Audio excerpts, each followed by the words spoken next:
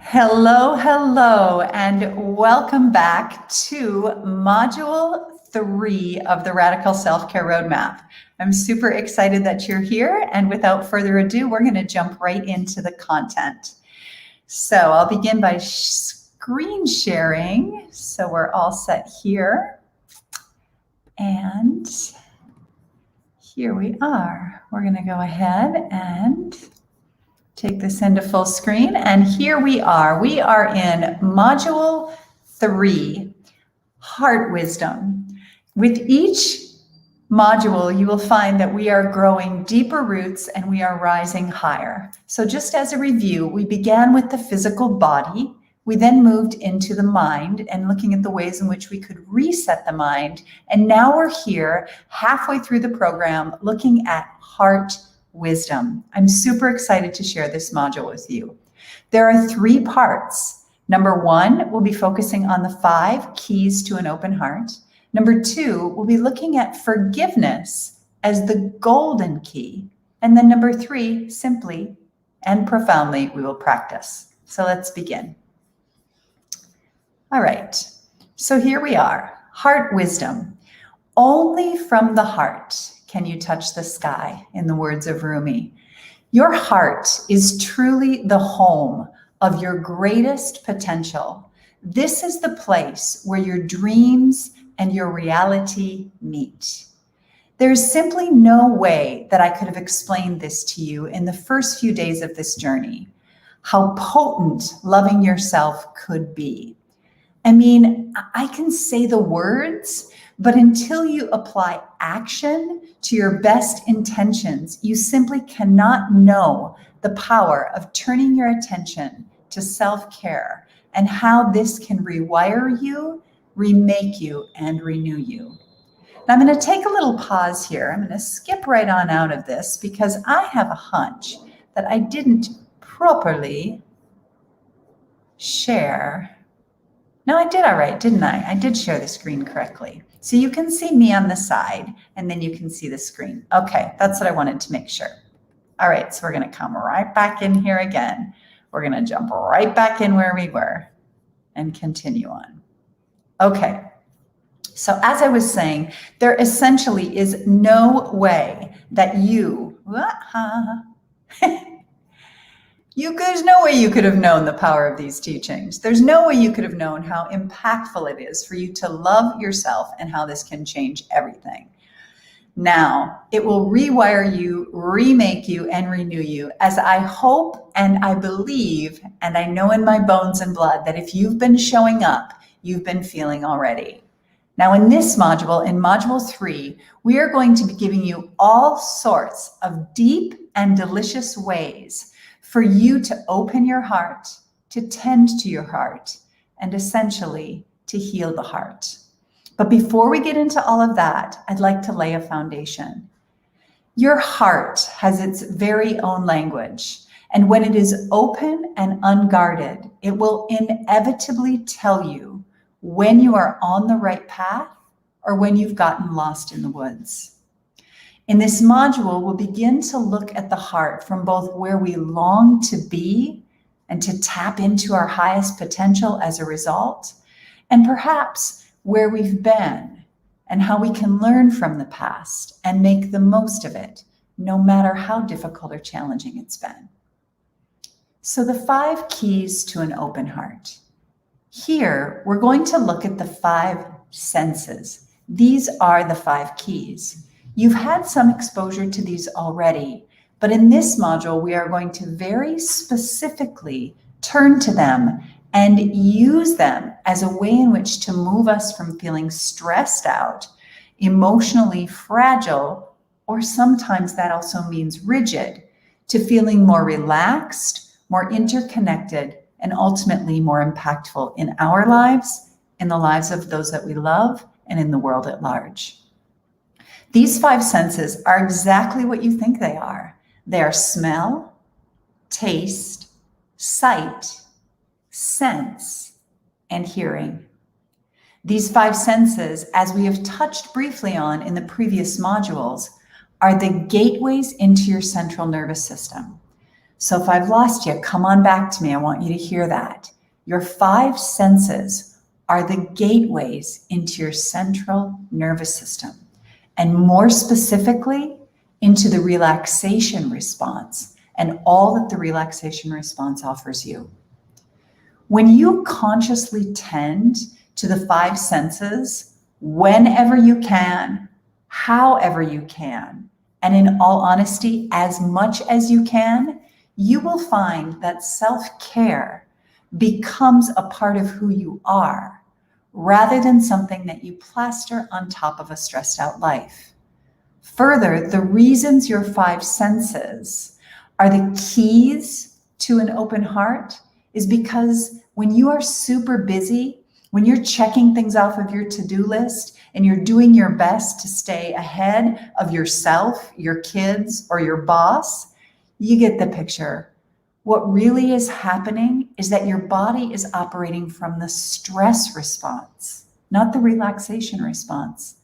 And then therefore, most neural activity is occurring right here between your ears. Now, of course, it isn't totally like this. I mean, obviously, there is motor function occurring below the brain, and the body is hard at work often as well. Your hands are washing dishes or typing. Your muscles in your back are holding you up as you sit at your desk, and your legs are walking you from here to there and probably darn where everywhere. But when the mind is in overdrive like this, your attention isn't in the body so much. It's much more directed at the mind. And when this is the case, conscious or not, your awareness and your access to joy, relaxation, potential, and a sense of feeling free are nearly inaccessible. So instead of living in that stress response, we want to turn our attention as much as possible to the relaxation response. And we do this through the 5 senses. We want to stimulate the part of the brain, the neocortex, that regulates the relaxation response. Because everything that you truly want, dear one, is available to you when you are relaxed. So let's talk 5 senses. We're going to explore these from gross to subtle. Now, why would we do that? Because you live in the material world.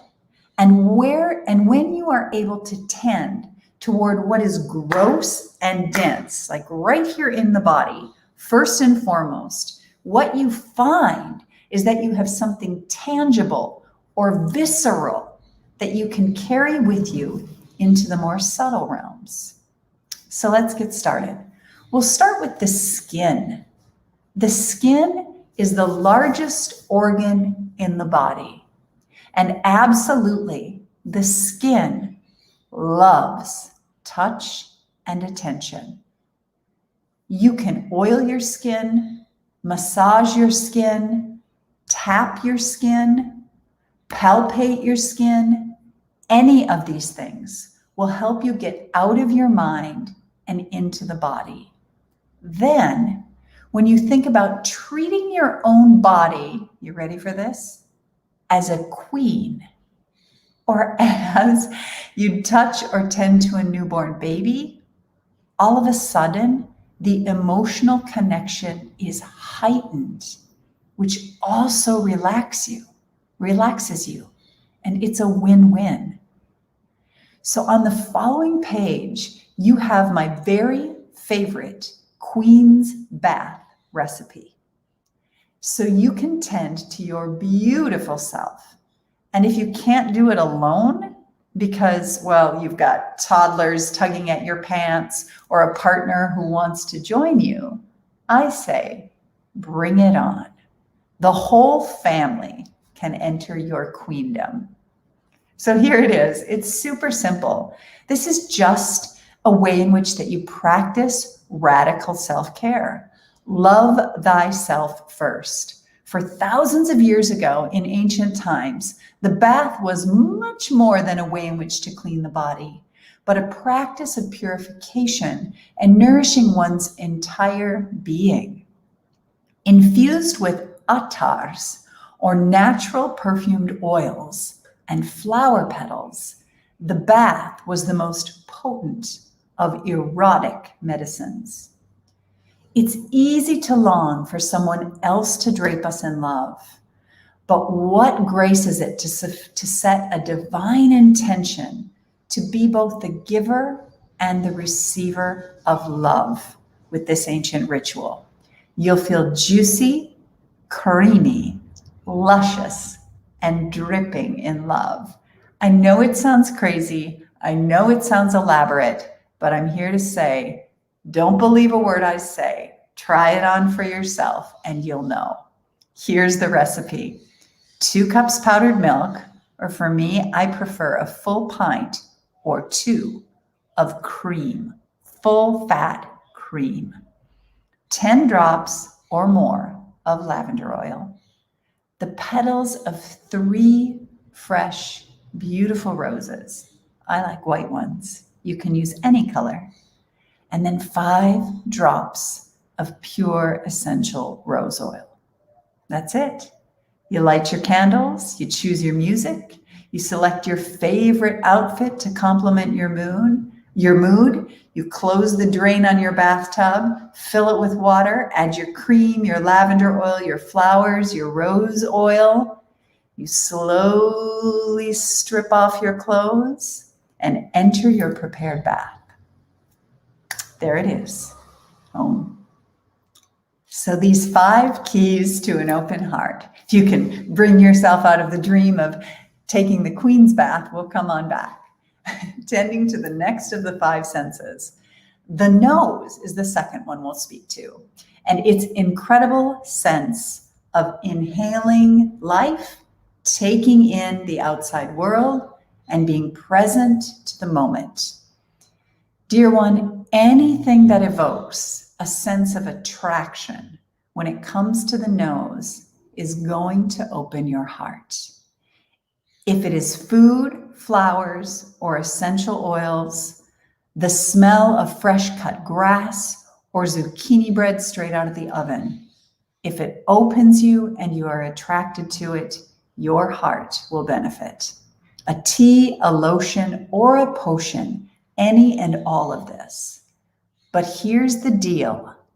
Be very, very particular when it comes to your nose and do your very best to train it. Retrain it if you must. Nothing artificial. Come on back to me. Nothing artificial. No smelly candles, no artificial perfumes, no plug-ins or air fresheners or scentsies. No more artificially scented potpourri or perfumes. Only the real deal, dear one.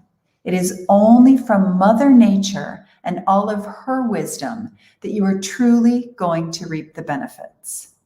Anything else will just take you off into the woods and confuse your inner wisdom keeper. Trust me on this one. Go for the real deal. Next, we'll go to the tongue. Same things apply. Natural, real, and close to nature. Our bodies long to be close to the earth. Feed your body well in this way. Give your body real chamomile flowers, cardamom pods, snow peas. Give yourself fresh ground, whole grain flours to eat, and unpreserved cheeses and homemade preserves. Eat local as you can and drink from the mama herself. Speaking of which,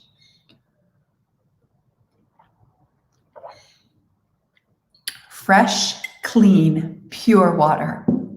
Less and less processed foods, less and less shelf-stable foods, and fewer foods that don't look like the place from which they've been grown. Your tongue longs to be made. Your tongue longs to be close to what made her, the earth itself. When you do this, your intuition and your inner guide, and once again, what I call the wisdom keeper, the inner wisdom keeper is clear and ready for you. And ready for whatever goodness is coming your way. 2 more senses to cover. Your beautiful eyes. The sense of sight is very nourishing. When you are tending to your radical self-care by organizing a junk drawer or having a single stem lily on your table, all of this is soul food. The way you display your fruit or the perfect color of a wall in the room you spend the most time in your home. The tidiness of the garage where the door lifts and you enter after a long day, or even the beauty of your garden when it has been put away for the winter. A pretty piece of jewelry, a haircut you love, a sweater that makes you feel like you're home. All of these are eye candy in the best sort of way, and not to be diminished in their potency. These stimulants organically turn the relaxation response on in the brain. Finally, there are the ears. These are the most subtle of the senses, and as my teacher often says, subtle like a Mack truck. This is to say that everything comes into your ears, and everything that comes into your ears is worthy of your attention. The first thing you hear in the morning, let it be nourishing. Let it open you, relax you.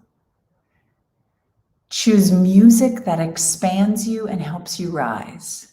Movies, television shows that make you feel nothing but good inside. Choose that. Conversations and even the white noise, all of it. Make it worth it.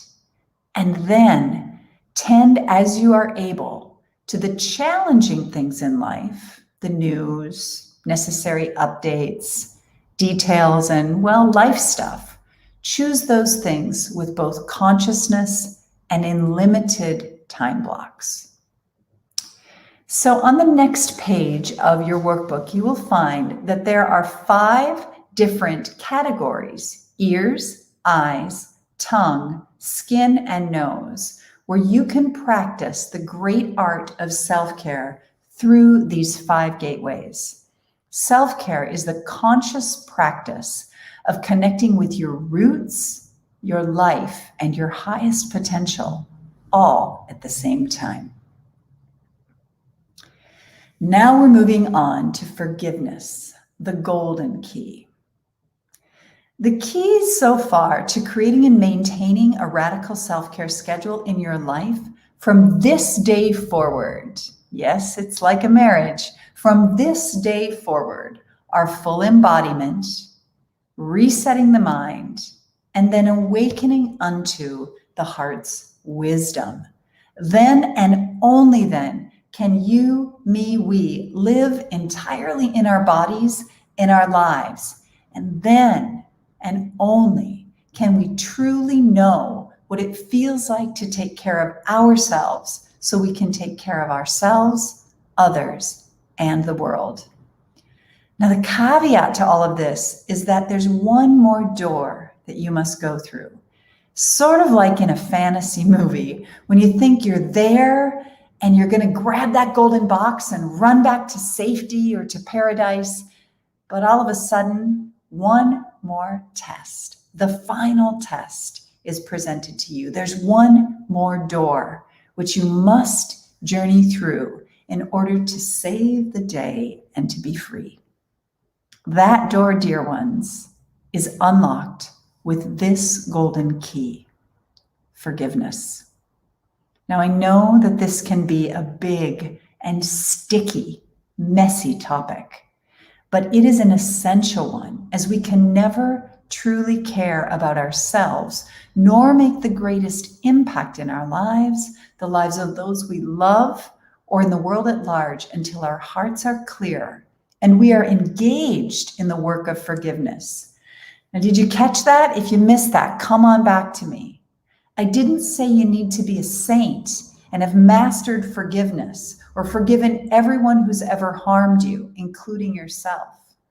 But what I am saying is that you need to be engaged in the important and ongoing work of forgiveness. Forgive, giving forth to myself, to others, and the world. It isn't a destination, beloved. It is a meaningful, life-transforming practice. And you see, when the heart is free is when it is open. No longer holding on to past wounds or losses, no matter if they were inflicted by ourselves, others, or the craziness of the world. So without further hesitation, we're going to go right into the practices. You can follow along on the following page and begin this important work. Start with any one of these practices that you choose. Start close to home. Choose the simplest of them, and then see how it goes. 28 days is a fraction of a lifetime, dear one. But you will certainly find that if you turn this golden key, you will find that you are more free from some serious bondage. And if you keep showing up, you will find that this golden key will open a door of potential and impact that is like nothing you have experienced before. So this simply is a forgiveness practice idea bank. You can choose from one of these 4 different categories, one of these ways in which, or a variation on any one of them, or a modification of any one of them, for you to create a forgiveness practice that you integrate into your self-care schedule. There's 4 that I've listed. There are many more. These are the ones that I know and love. A Buddhist practice called metta, where I close my eyes and I say to myself, may you be happy. May you be well. May you be at peace. I practice this for 1 minute, repeating to myself, may you be happy. May you be well. May you be at peace.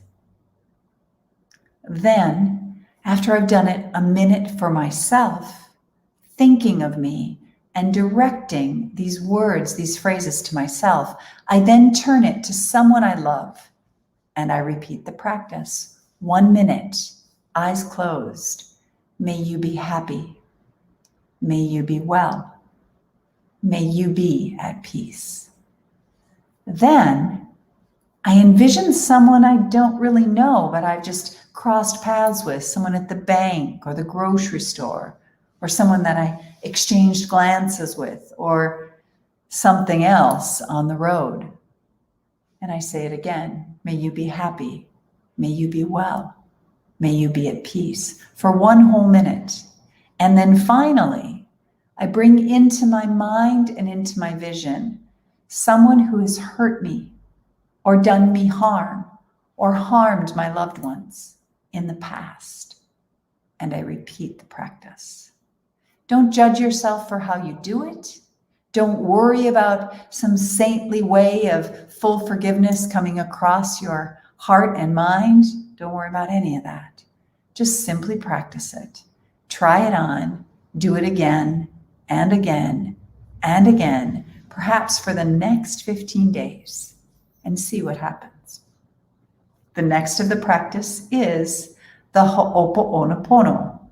This is sitting and breathing deeply with my hands on my hearts, slowly saying out loud, pausing between each phrase, I am sorry. Please forgive me. I love you. Thank you. Repeating, repeating, repeating. The third practice is a letter to yourself. Write a letter to your younger self, acknowledging the wrongs that perhaps you did or the harm that you caused to yourself or another. And then offer her forgiveness. Acknowledge her good heart and her humanity and forgive her. Tell her that you love her and that you will always love her. Finally, of these 4 practices, I'm calling this the heartstrings of love. Reach out to someone that you have not forgiven. Choose a little thing if a big forgiveness isn't possible, and send an anonymous kindness in their direction, in the mail perhaps. Covertly, you might write a note or send something sweet to them and say, I wish you peace and happiness. May you be well. If you know the name of the person, if you know that you can reach out to them without doing further harm, perhaps you do it without being anonymous. Your call. These are just ideas for you to practice this profound and golden key of forgiveness. What I know to be true is forgiveness changes you. It opens a pathway to peace, it liberates your energy, and it heals you. And it is truly the most radical of all self-care. Thirdly, on our journey, we simply practice, and practice some more. This practice thing is getting really familiar about right now, yeah? But before I go any further, I really want to commend you for showing up and tending to your body, your mind, and your heart. This work is not for the timid. It is deep and rich and deeply impactful. And as you have discovered, the benefits are not yours without you fully and entirely showing up. And you're here, and I commend you. Therefore, now is a great time to take yourself back to the beginning, back to the welcome, back to Module 1, and to turn your attention to the body, and then find your way through those teachings, those lessons, those exercises, the calendars, the schedules, through body, mind, and again, right here to the heart. Look at your daily pages, your monthly perspective sheets, and your weekly calendars. Fill those out. See how things are evolving, what's bubbling to the top, and notice how it's all beginning to fit together. And if it's not, tell us. Come to the comments, show up in the way that serves you, and keep bringing it on. Don't you worry your pretty little head for a second about doing it right or doing it wrong. Just go for the feel of it all. If you feel like you're on the edge of some greatness, it's because you are. And if you feel like you're tapping into something bigger than yourself, yep, you got it. You are. Just keep going. Keep showing up. Moment by moment, hour by hour, day by day. Keep your eye on what moves you, grows you, changes you. And the sky won't even be the limit. Take self-care time for yourself, and slowly and certainly you will build a life that is untouchably happy, energized, inspired, impactful, and free. So this, my dear, is our module number 3. Sending you so much love as you journey into this day, into this module, and desiring for you that you are able to integrate these practices and continue to show up. I'm going to be right here. And I promise if you show up, your highest expression of yourself, she will be here too. I love you. Have a glorious day. Thank you. Thank you for being here. Big love. Om. Ciao.